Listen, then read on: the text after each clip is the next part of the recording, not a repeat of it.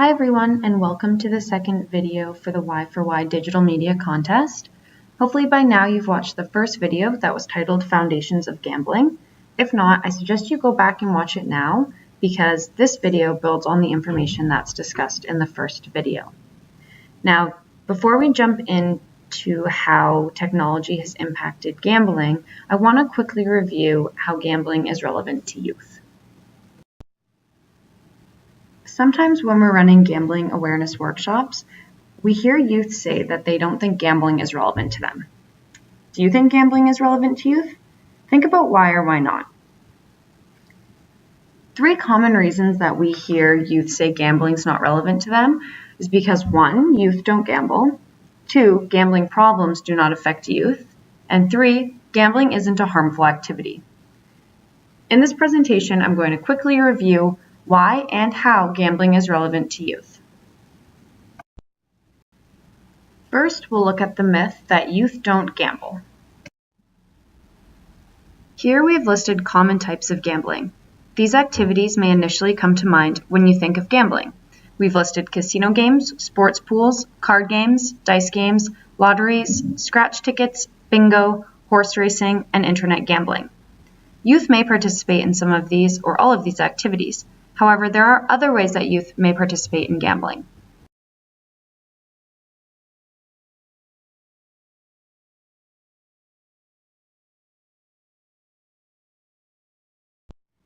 On this slide, we have listed some unconventional types of gambling. These are activities that may not initially come to mind when you think of gambling. When we enter classrooms to run gambling-related workshops, we sometimes ask youth if they've ever gambled before, and many of them say no. However, when we ask them if they have participated in any of these activities, many of them say yes. This is because when we think of gambling, we often think of the common types of gambling listed on the previous slide, such as scratch tickets and online casinos. We don't really think of buying a raffle ticket or paying for another life on Candy Crush to try and beat the level as gambling. However, these activities are still gambling, because if you think back to the first video on the foundations of gambling, gambling is when we risk something of value when we don't know if we will win or lose. These gambling activities are available to youth. Many of them do not have a regulated age limit or do not ask you to verify ID to ensure you're over the legal age. Many gambling activities do not require youth to have access to a credit card or their own money because you can gamble with any item of value, including gems or points in a video game or with personal belongings. So, what percentage of Canadian teens gamble?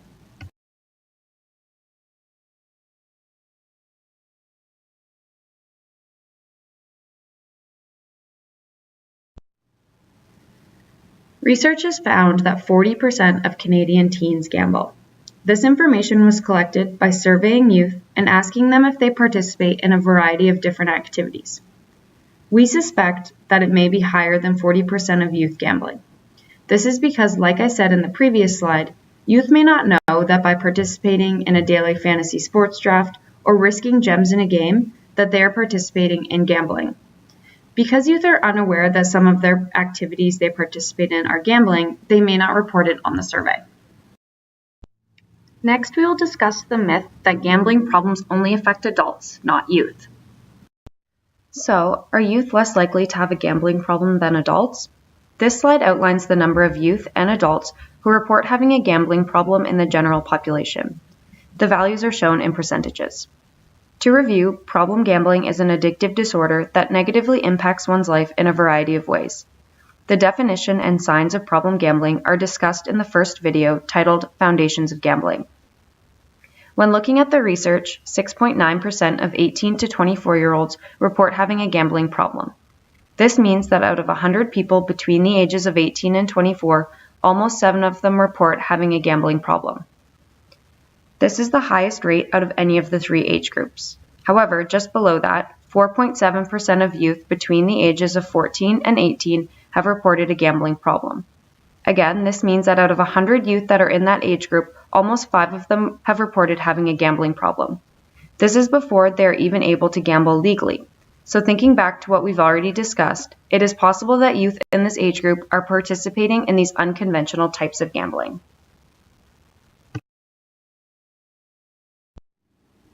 The last myth that we're going to discuss is that gambling is not a harmful activity. Gambling can be a fun and exciting form of entertainment, but there can be negative side effects of gambling, especially if you choose to gamble for too long, too often, or with something that you're not prepared to lose. The first video discusses the behavioral, psychological, financial, and physical side effects of gambling. These are all harms that someone may experience if they have a gambling problem. However, you may also experience harms as a result of your gambling even though you don't have a gambling problem. For instance, you and your friend make a bet on who will win the Stanley Cup. You decide to bet your new iPod. You lose the bet and have to give your iPod to your friend. When you later tell your parents, they're very disappointed because the iPod was expensive.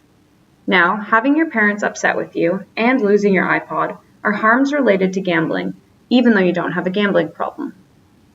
This is why we should use harm reduction strategies to reduce the harm associated with gambling if we do choose to gamble.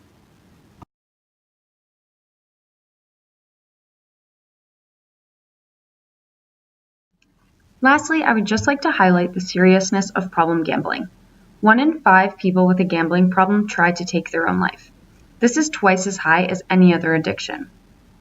This figure demonstrates the seriousness of problem gambling and why it's important to continue the discussion around gambling.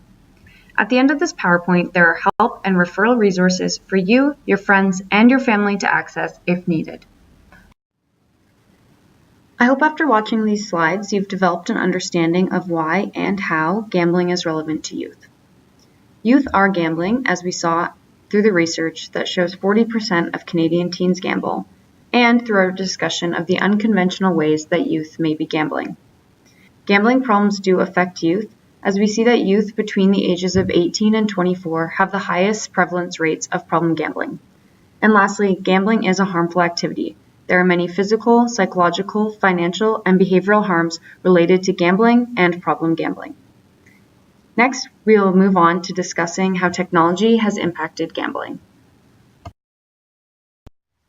Okay, so now that we've talked about how gambling is relevant to youth, we're going to talk about when technology meets gambling. Youth are being exposed to gambling through video games, and this may be setting up some unrealistic expectations as to how gambling and the lottery-based systems work.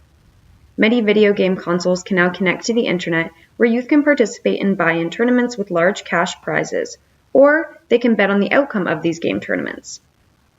Statistics also show that youth who are exposed to gambling at a young age have a higher chance of developing a gambling dependency in their adult life. So, in this presentation, we will talk about how gambling is being incorporated into video games and why this may be problematic and how it could affect youth in the long run.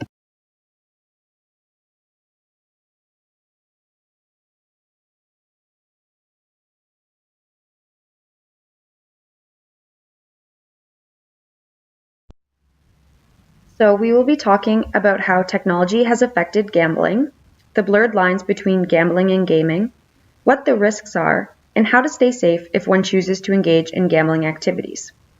Before we move on, do you think that technology has had an impact on gambling or gaming?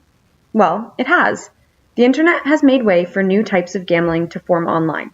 Improvements in technology have changed betting habits, and gambling has become one of the most popular and lucrative businesses present on the internet. Technology has also introduced changes to online gambling help services.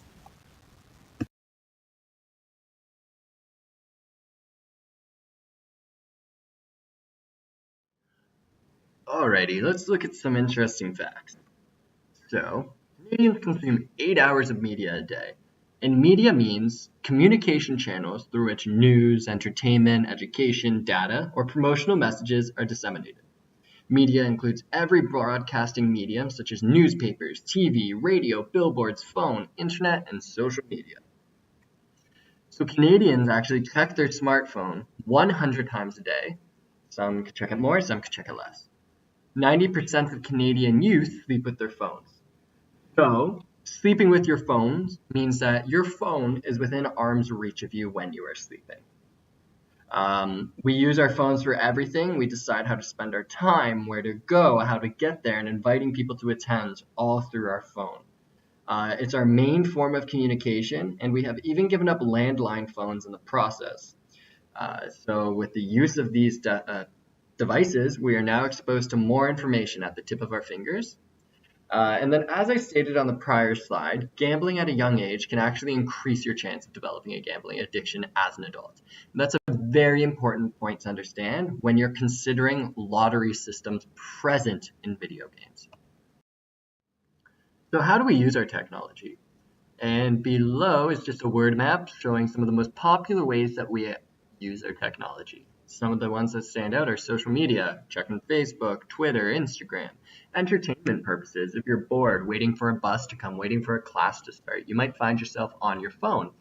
Taking photos, oftentimes your phones do have some relatively nice cameras which are good at taking pictures, so to remember the memory, you take a photo. And of course, texting. You're constantly in the loop with people. If you need an answer, you could text somebody and have it within minutes.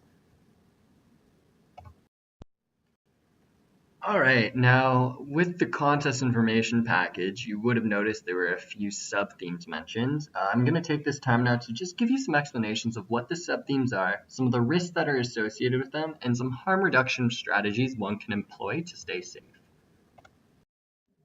All right, so let's look at one of the first sub-themes, which are the freemium model. Now, the words freemium are comprised of the words free and premium, and it is when the user starts playing for free with the option to pay to progress or unlock more features later. Now, a popular example of the freemium model is the game Candy Crush. You are given 5 lives. After you have used all 5 lives, you are then given the option to either wait for another life or spend real money to purchase another life. The risks associated with the freemium model are that it can become expensive if you continue to pay to play, and you may not realize the actual amount of money being spent. So, what are some harm reduction strategies you can employ? Well, you can set a limit of how much you will spend on a game per month, remembering to only use money from your entertainment budget. Secondly, you should consider waiting the amount of time required to progress, opposed to paying. And finally, ensure that you read the terms and conditions associated with the game. Now, how does the freemium model become gambling? Well, when you pay to play, you don't control the odds of what happens next in the game. When you pay to play, you pay for the chance to advance in the game. So although on Candy Crush you may spend real money to purchase another life to continue, that does not mean that you will successfully beat the level that you are trying to beat. Certain apps and gambling websites let the user watch an advertisement to progress. Thus, we are exposing kids to advertisements that may not be necessarily made for them. The advertisements are a way for companies to make revenue. It is one way for developers to monetize the work through advertising. Video games are largely unsupervised and unregulated, and thus the gambling industry has seen it as an opportunity to advertise in games. Many free games that are not generating big profits will then feature advertising. Some games offer an opportunity to continue if you watch the full advertisement. So instead of spending money, you're spending time watching an advertisement to progress. So with the freemium model, there are also free gambling websites. And some of the free gambling websites that can be accessed online are poker, blackjack, slots, sports betting, and esports. Now, these websites are designed as a way to practice your gambling. However, they do not accurately reflect a real-time casino. The odds on practice websites are in the player's favor, meaning that you, more often than not, will be successful and win on online practice websites. Whereas in casinos, the odds are always in the house's favor, meaning the player is at the disadvantage. All right, so let's look at the second sub-theme, which is skin betting. Skin betting. Skins are a decorative virtual weapon or equipment that can be acquired or purchased in a game and sold for real money. They are used to change the appearance of your game character or items, hence the term skins. People buy skins for cash, then use the skins to place online bets. There are websites that run multiple lottery-style contests per minute where a player's odds of winning rise with the value of the skins wagered. Skin betting is a popular act of wagering customized video game appearances for money, game items, or in-game currency. The risks are that the odds of the lottery may be against you, as the websites usually are not closely regulated. This is also an underage gambling opportunity that is not regulated as closely. It might not have fair practices then. And whether it is regulated or not, the odds are always against you. It is a business to make money. Some websites have raffle tickets that are sold, and with the raffle ticket, you have a chance at winning a prize, usually a skin or other in-game item. The gambling site, however, is run on a software which is built by the game making companies. And whenever skins are sold, the game maker collects a percentage of the money. So although you might be using a third-party website, you are still technically giving money to the game maker. So let's look at some harm reduction strategies that you can use with skin betting. You can set a limit on how much you spend, making sure to use only your entertainment money for that month. You should only wager or bet with people you trust. And when wagering a skin, only risk something you are okay with losing. Alrighty, so let's take a look at the third sub-theme, which are esports. And esports is an industry of competitive video gamers in which tournaments are held where the professional gamers compete for large prize pools, which sometimes can reach the millions.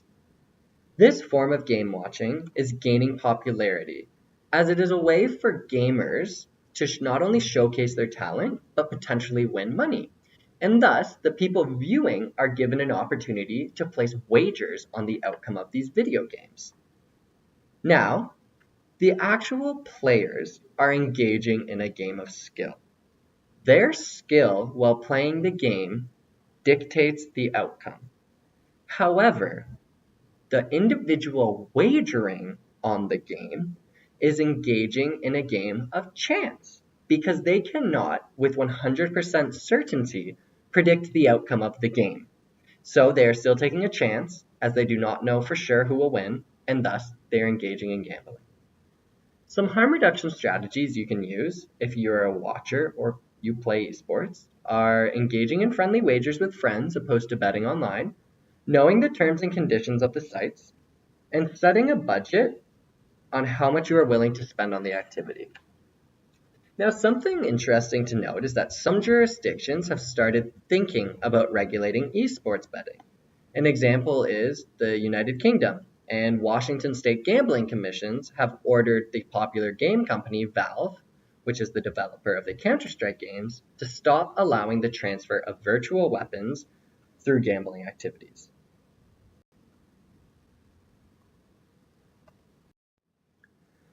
So the final sub-theme I would like to look at is daily fantasy sports. And daily fantasy sports are when players pay a fee to create and manage teams of real-world athletes. Computers combine the information about the athlete's performance to determine which fantasy team has won. Now, fantasy sports betting has been going on for ages. However, the internet has changed the world of online sports betting and the explosion of this new trend of daily fantasy sports. Technology has shortened our attention span, and the industry realizes that younger sports fans are not engaging with fantasy sports how they used to be. So they adapted and they created a new way to reach the important demographic, which is 18 to 35, and they've done that through apps that let you draft fantasy sports teams. Today, you can play thousands of opponents at once, and instead of waiting months to see the final outcome, you can get the results right away, and it's a form of instant gratification. Now, it's advertised as a game of skill, however, it's impossible to predict the outcome of a game with absolute certainty. So some harm reduction strategies that you can employ are playing for fun with people you trust, and carefully researching the statistics of a team you might be interested in betting on. So many advertisements will actually tell you to trust your gut, to encourage you to bet on the underdog of the situation. However, it's in your best interest to understand a team's actual statistics, as it will give you a better chance of winning. There's two companies that dominate the North American market, which is FanDuel and DraftKings, and they're estimated to be a total worth of around $5 billion.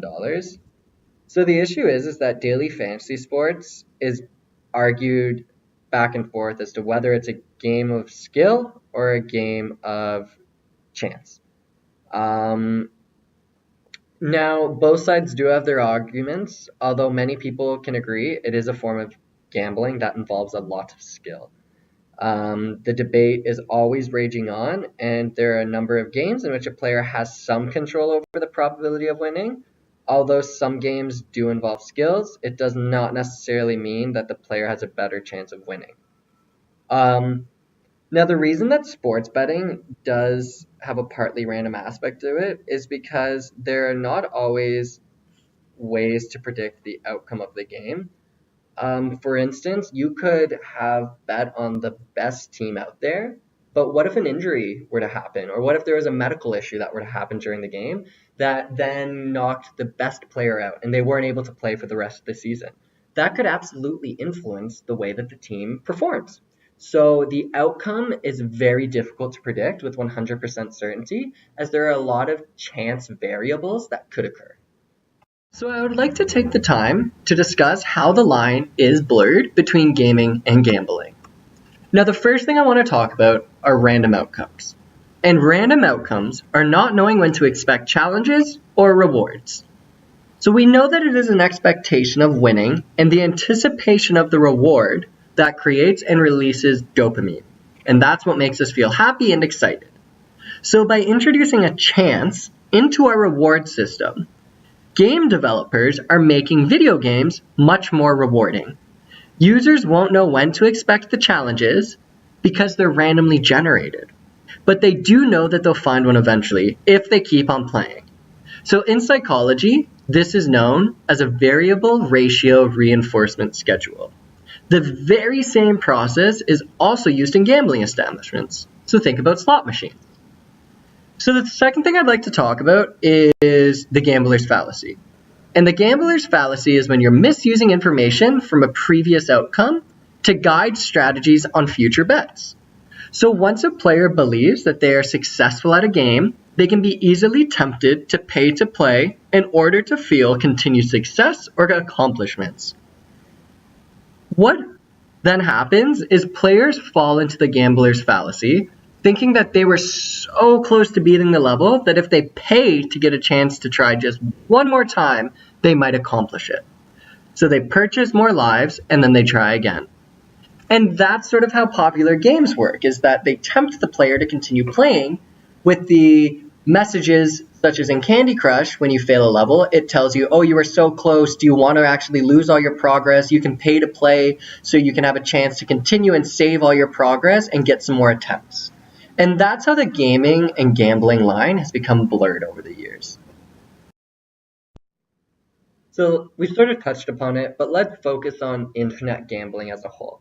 So technology is changing the way that gamblers are playing games, how gamblers are being tracked, how gamblers are being marketed to. But most importantly, it's introducing a way for gamblers to receive help anonymously. So with internet gambling comes the risk of online fraud. Online gambling usually requires the use of a credit card or bank card, especially on popular poker practice websites or legitimate ones. Credit cards, bank information, or other personal information can be stolen or hacked, as like we have said, some of these online websites and practice sites are not as closely regulated. So it's not always legitimate either. You might think that something looks reliable, something looks trustworthy, however, it certainly is not.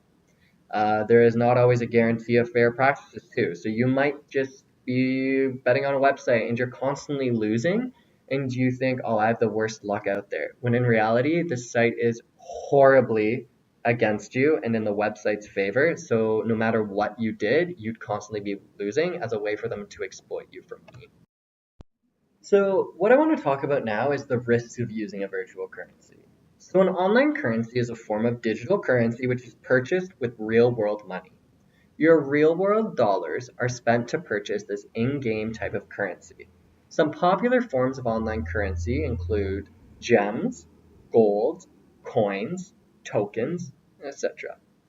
Now, the risks of an online currency are as follows.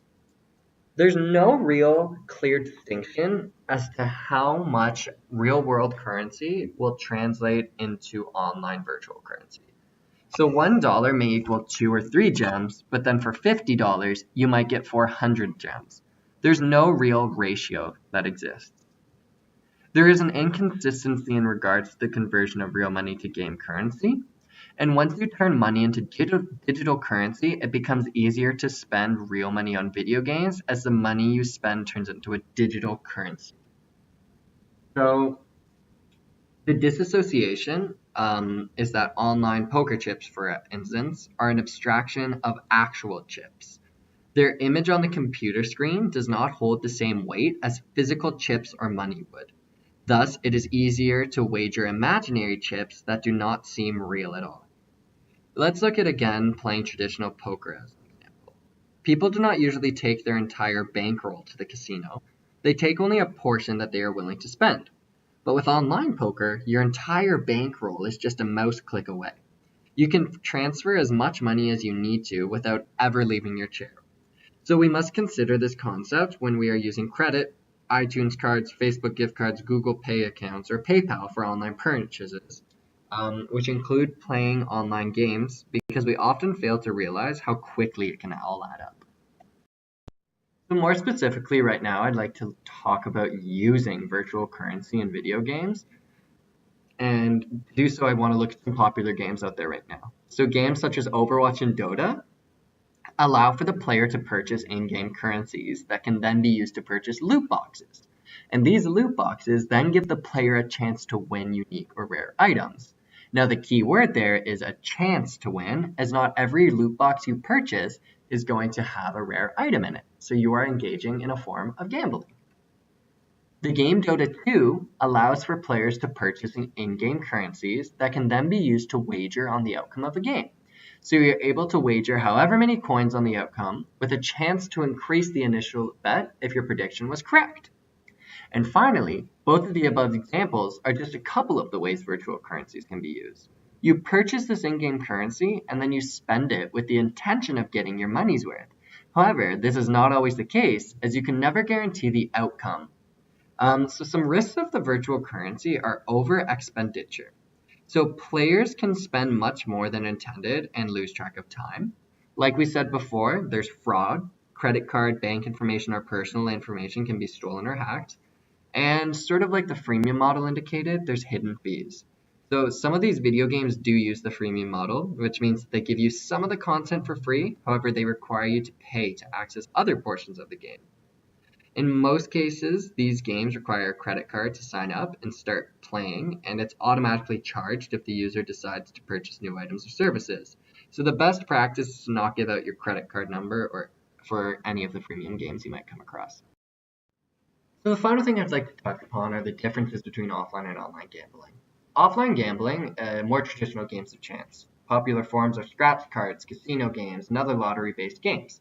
Usually with offline gambling, you have to go somewhere to engage in the act of gambling, such as a casino or the convenience store to buy a lottery ticket. You physically have to get out of your house to go and engage in this. Whereas online gambling has been made that much easier with technology.